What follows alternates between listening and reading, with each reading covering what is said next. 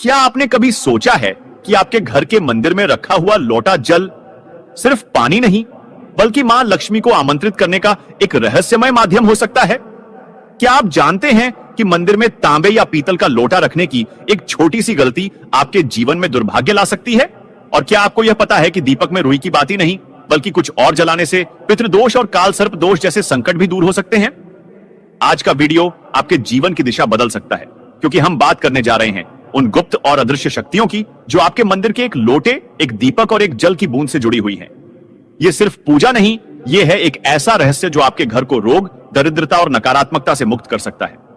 अगर आप इस वीडियो को बीच में छोड़ देंगे तो हो सकता है आप एक ऐसा उपाय जानने से चूक जाएं जो आपके जीवन को चमत्कारी ढंग से बदल सकता है। यह वीडियो केवल जानकारी नहीं है, यह है एक अदृश्य विरासत जो पीढ़ियों से चली आ रही है और आज आपके द्वार पर दस्तक दे रही है। तो आइए शुरू करते हैं आज का दिव्य रहस्य। आज हम बताएंगे कि मंदिर में रखा हुआ लौटा जल क्यों इतना महत्वपूर्ण है और उसे किस सही तरीके से उपयोग में लाना चाहिए। साथ ही हम यह भी जानेंगे कि मंदिर में लौटा किस धातु का होना चाहिए, क्या पीतल, तांबा या कुछ और। कई लोग इस बारे में अनजाने में गलतियां कर देते हैं और बाद में उन्हें पछताना पड़ता है। इस वीडियो में हम आपको बताएंगे कि इन गलतियों से कैसे बचे, क्योंकि इससे नुकसान हो सकता है। मंदिर में एक लोटा जल हमेशा सही तरीके से रखना चाहिए। अब बात करते हैं घर के दीपक की। क्या आपको तांबे, लोहे, पीतल, कांसे, स्टील या मिट्टी का दीपक रखना चाहिए? सही दीपक का चुनाव ना करने पर भी घर में परेशानियां आ सकती हैं और दीपक की बाती का चुनाव भी जरूरी है। क्या कच्चा कलावा ठीक है या फिर रुई या सूती धागा सही रहेगा? इन छोटी छोटी बातों की अनदेखी से पितृदोष, क्षण दोष, काल सर्प दोष या गरीबी जैसी समस्याएं हो सकती हैं। दोस्तों, यदि आप इस वीडियो को बीच में छोड़ने का सोच रहे हैं तो आप अभी छोड़ सकते हैं, लेकिन कृपया ध्यान रखें, अगर आप लक्ष्मी माता का अपमान करते हैं तो यह आपके लिए शुभ नहीं रहेगा। अब बहुत से लोग यह सवाल पूछते हैं कि मुख्य द्वार पर जल छिड़कने का सही समय और तरीका क्या है? क्या इसे स्नान के बाद करना चाहिए या बिना स्नान के भी किया जा सकता है? और क्या झाड़ू लगाने से पहले जल छिड़कना चाहिए या बाद में? एक और सवाल जो अक्सर पूछा जाता है वह है, क्या पीरियड्स के दौरान मुख्य द्वार पर जल छिड़क सकते हैं या दीपदान कर सकते हैं?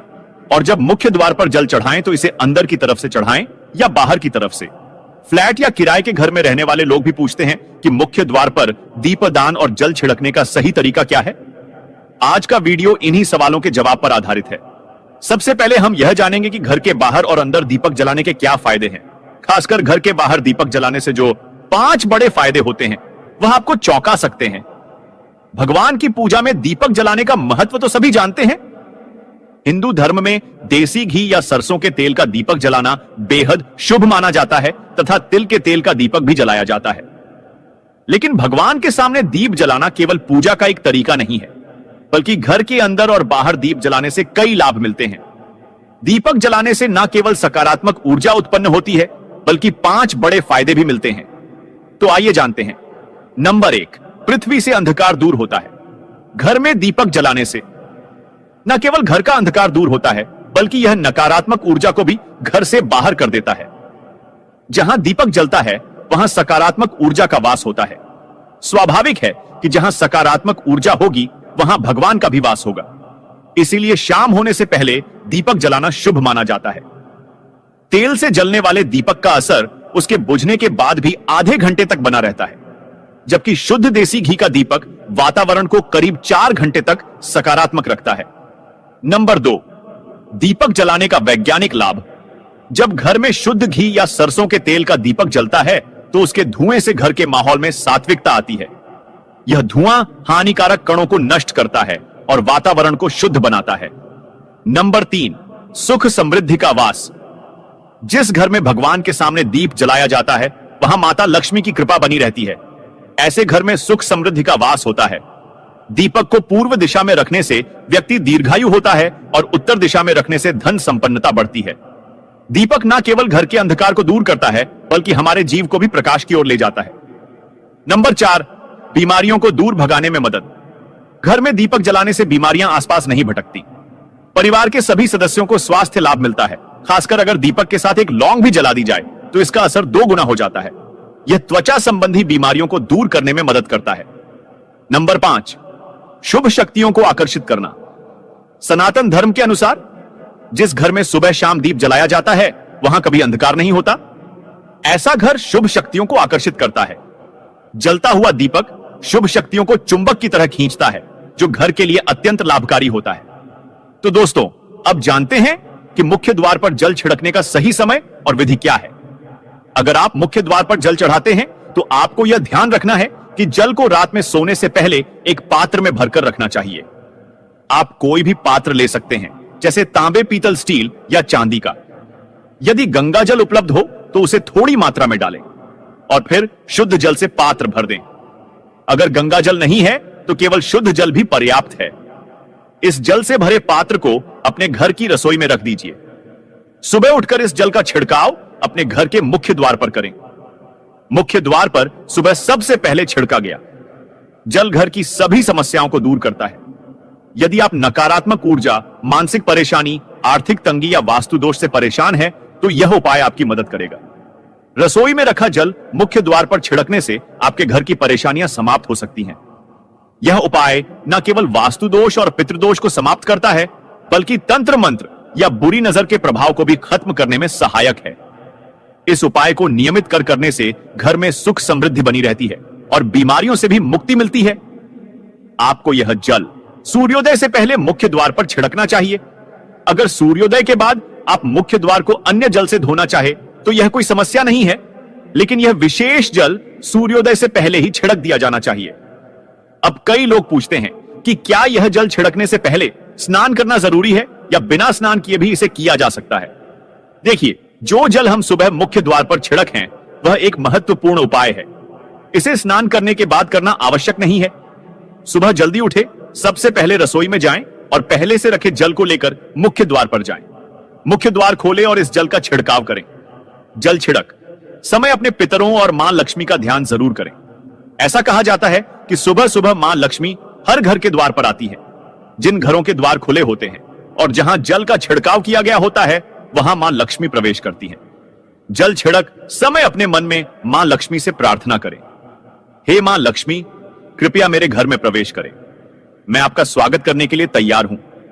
इसके बाद पितरों का ध्यान करें, क्योंकि घर की दहलीज को पितरों का वासस्थान माना जाता है।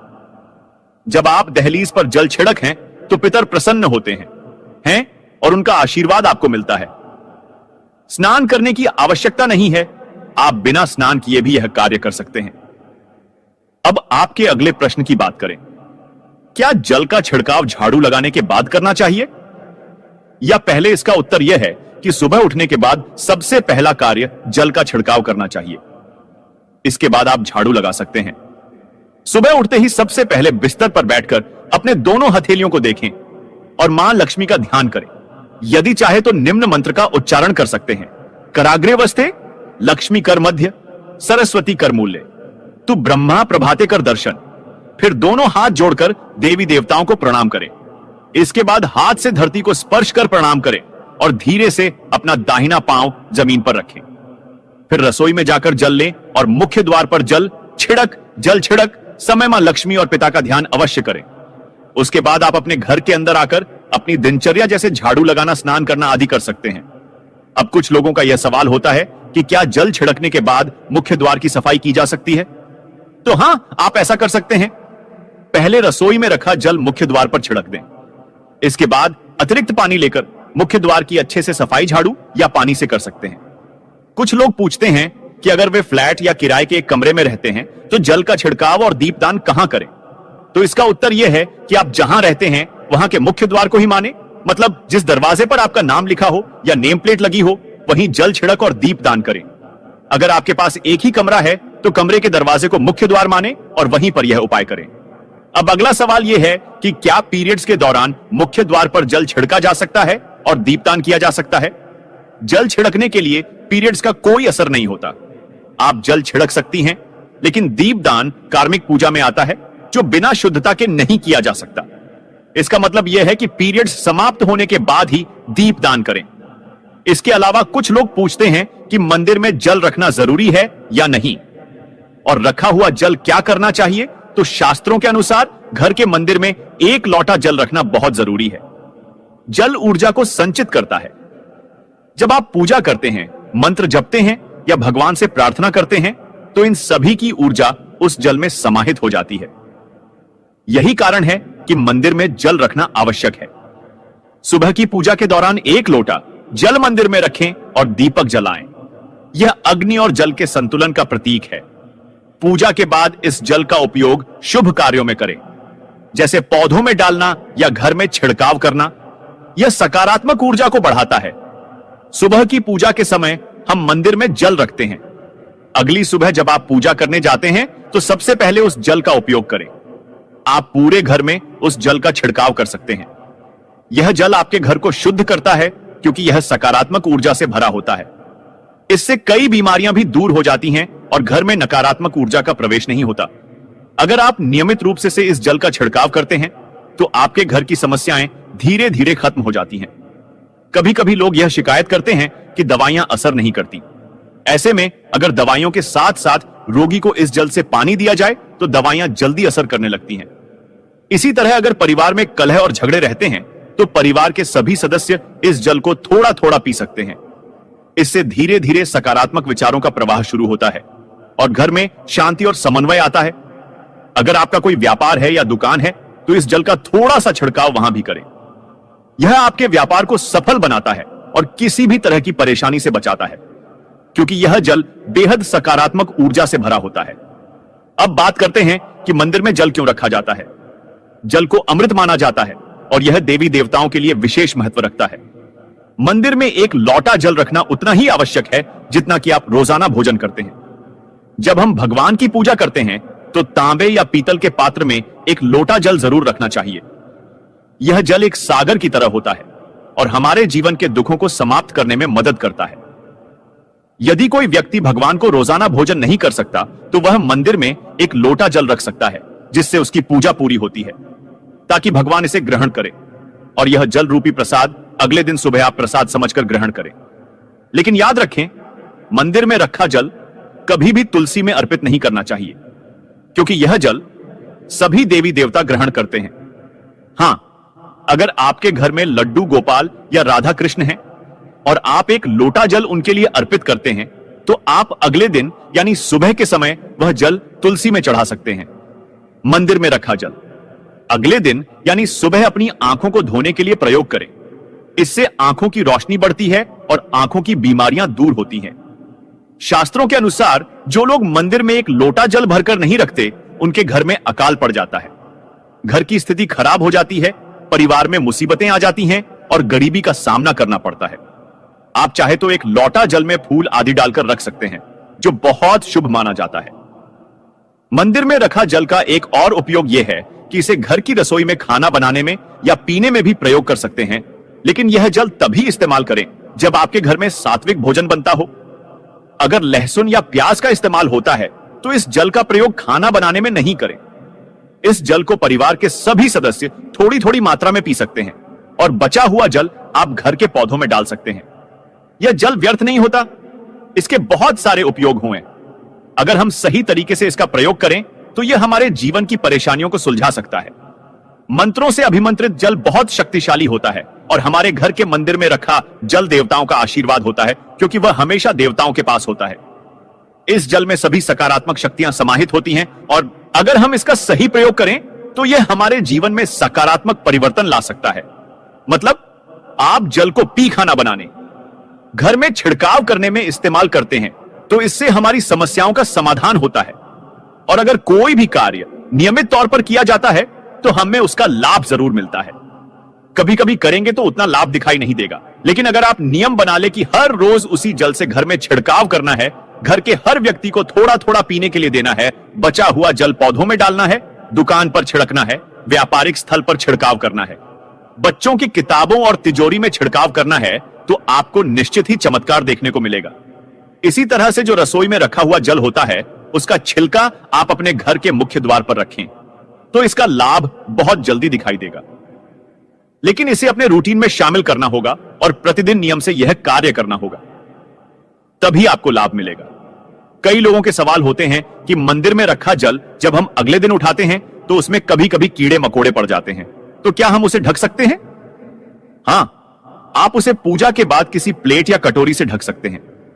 जब आप अगले दिन उस जल को उठाएंगे तो वह बिल्कुल शुद्ध और साफ सुथरा होगा। आप इस जल का प्रयोग किसी भी कार्य में कर सकते हैं। जब भी आप घर के मुख्य द्वार पर जल छिड़काव करें तो गणेश जी का मन ओम गणपत नमः जरूर बोले, और जो हमने आपको वीडियो में बताया है उसे ध्यान से समझकर अपने घर के मुख्य द्वार पर जल का छिड़काव करें। अब जानते हैं कि दीपक किस पदार्थ का होना चाहिए, लोहे का, तांबे का, पीतल का, कांसे का, स्टील का या मिट्टी का। आखिर घर में कौन सा दीपक रखना शुभ माना जाता है? अगर गलती से भी घर में गलत पदार्थ का दीपक रखा है तो पूरा घर अस्त व्यस्त हो जाएगा, कंगाल हो जाएगा और बर्बाद हो जाएगा। देखिए, स्टील के दीपक में पूजा करने से घर में शनि को नाराज किया जाता है। लोहे के दीपक से भी पूजा नहीं करनी चाहिए क्योंकि इससे घर में गरीबी आ जाती है। बाजार में लुभाने के लिए कांच के दीपक भी आ गए हैं, लेकिन बिल्कुल भी गलती से भी घर में कांच का दीपक न लाएं, नहीं तो राहु केतु आपके घर में आ सकते हैं और घर बर्बाद हो सकता है। कांच का दीपक शनि और राहु को नाराज करता है। तांबे का, पीतल का और मिट्टी का दीपक धन की देवी लक्ष्मी को आकर्षित करता है। घर में कोई भी अन्य प्रकार का दीपक लाना सही नहीं माना जाता। पीतल और मिट्टी के दीपक को शुभ और मंगलकारी माना जाता है क्योंकि यह शनि और राहु केतु को प्रसन्न रखता है, साथ ही मंगल ग्रह का भी असर कम करता है। कच्चा कलवा और रुई से जलने वाला दीपक सर्वोत्तम होता है। जो लोग सूती धागे से हाथ पर बांधने वाली बाती तैयार करते हैं उनके घर में समस्याएं और गरीबी आ सकती है। रुई और कच्चा कलवा का दीपक ही शुभ माना जाता है। अब जानते हैं मंदिर में घंटी क्यों बजाई जाती है। शंकर के मंदिर में घंटी बजाने का उद्देश्य क्या है? ताली क्यों बजाई जाती है? शास्त्रों के अनुसार जब भी आप मंदिर या घर में घंटी बजाते हैं तो शिव महापुराण, लिंग पुराण और विष्णु पुराण में कहा गया है कि घंटी का नाद करते ही जितने तीर्थ हैं, साधक जो साधना कर रहे हैं, जप और तप हो रहे हैं, जितने दान किए जा रहे हैं, उन सभी पुण्यों का फल उस समय आपके खाते में जमा हो जाता है। अब मंदिर में ताली बजाने का महत्व भी समझे। जब लोग भजन कर रहे होते हैं, साधना में होते हैं, अभिषेक कर रहे होते हैं या पूजा में व्यस्त होते हैं, तो 3 बार ताली बजाने से उनका पूरा पुण्य हमारे खाते में आ जाता है, जिससे हमारा भाग्य उज्जवल हो जाता है। एक महत्वपूर्ण बात यह है कि घर में गरुड़ घंटी का नाद कर बेहद शुभ माना जाता है, मगर बच्चों को खेल के तौर पर घंटी नहीं दी जाती क्योंकि घंटी का नाद करते समय सभी का पुण्य हमारे खाते में आ जाता है।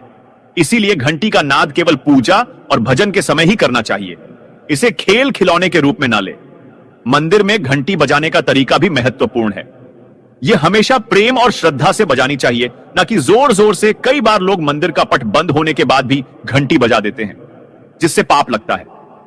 अगर भगवान मंदिर में विश्राम कर रहे हैं तो उस समय घंटी बजाना गौर पाप माना जाता है। मंदिर बंद होने पर घंटी को रस्सी से बांध दिया जाता है ताकि वह ना बजे। घंटी बजाने का सबसे शुभ समय सुबह 4 बजे से लेकर 11 बजे तक होता है क्योंकि यह समय अत्यंत मंगलकारी होता है। इसके अलावा शाम 6 बजे से रात 11 बजे से पहले भी घंटी बजाई जा सकती है। रात 12 बजे के बाद मंदिर के पट बंद कर दी जाते हैं और देवी देवता विश्राम करते हैं। इस समय घंटी बजाना पुण्य के बजाय पाप का कारण बन सकता है। दोस्तों, आज की जानकारी आपको कैसी लगी? कृपया कमेंट करके हमें बताएं। अगर आप माता लक्ष्मी का सम्मान करते हैं तो एक लाइक जरूर करें